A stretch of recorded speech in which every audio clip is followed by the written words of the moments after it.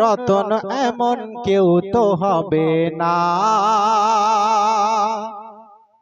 মা বাপের মতন রতন এমন কেউ তো হবে না। মা বাপের মতন রতন এমন কেউ তো হবে না। জানি কেউ তো হবে না। ওই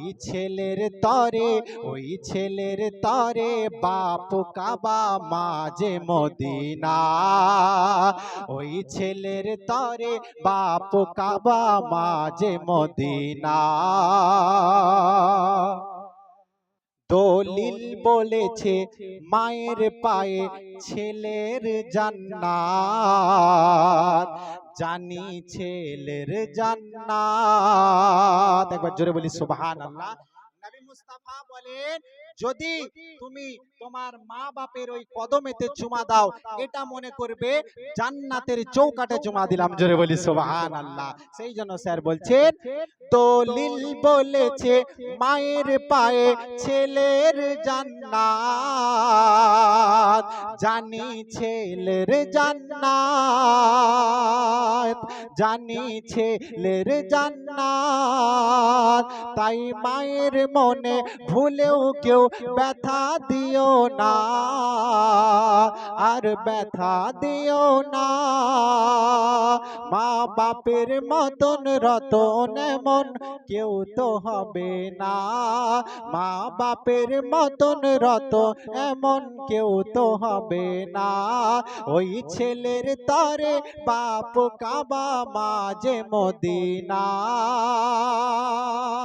তারপর কবি কত সুন্দর ভাষায় লিখছেন পিতামাতার সম্মানকে লক্ষ্য করে, মা বাপের কদম বুসি যে ছেলে করতে পায়, যে ছেলে করতে পায়। মা বাপের কদম বুসি যে ছেলে করতে পায়, যে ছেলে করতে পায়। তার তরে গুলজার, তার তরে গুলজার জান্নাতের দ্বার হয়ে যাই খোলা। তার তরে গুলজার জান্নাতের দ্বার হয়ে যাই খোলা। মা বাপের মতন রতন এমন কেউ তো হবে না।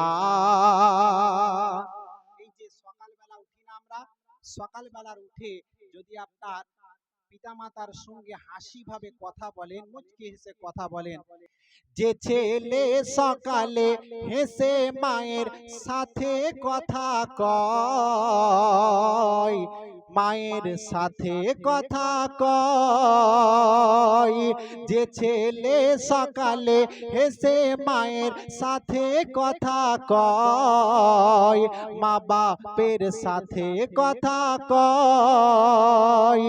মকবুল হজের সওয়াব দেখো লেখা তার রয়, জানি লেখা তার রয়। মা বাপের মতন রতন এমন কেউ তো হবে না। মা বাপের মতন রতন এমন কেউ তো হবে না। ওই ছেলের তরে বাপ কাবা মাঝে মদিনা। ওই ছেলের তরে বাপ কাবা মাঝে মদিনা। আল্লাহুম্মা